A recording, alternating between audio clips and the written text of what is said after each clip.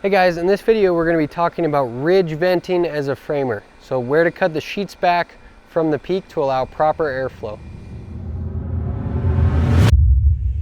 So when we're figuring out where to cut our sheets back from the peak, like let's say an inch or 2 inches down from the peak, we want to think about the pitch of the roof. When we have a peak here and we cut our sheeting short,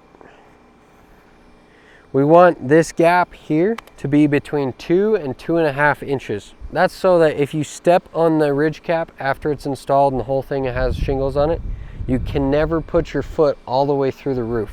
You're gonna hit sheeting here if between the sheets is 2 or 2.5 inches. So on a really shallow pitch, you're gonna wanna cut it down an inch, inch and a quarter on each side. But on a really steep pitch, you're gonna have to come down up to 2 inches from the ridge, because the steeper the pitch, the further you have to come down to get that 2 inches across over the vent. When you're sheeting on this last row, you want to measure across the peak of this roof.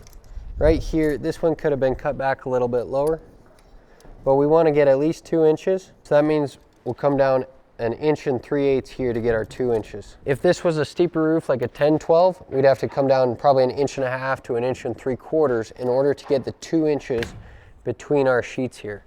That's between 2 and 2.5 across from sheet to sheet. So out here on the gable end, we have a ridge venting coming in.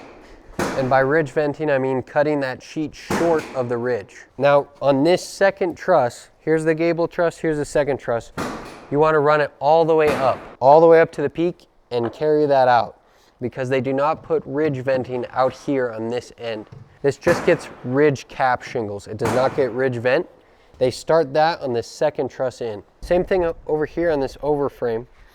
The last cavity between the framing members, you want to run it all the way up. You don't want to leave any space here. They're going to stop the ridge venting right here, and then they'll just put ridge cap to there.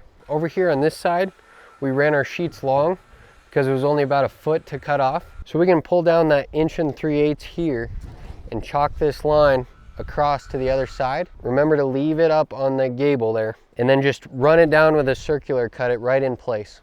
So in the end, you're trying to leave a 2 to 2.5 inch gap between the sheets on each side.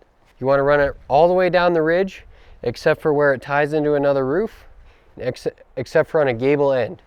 You want to come into that second truss, sheeting all the way to the top of the ridge. If you guys got any value out of this video, be sure to check out our channel. We're doing a video about every skill it takes to frame a house.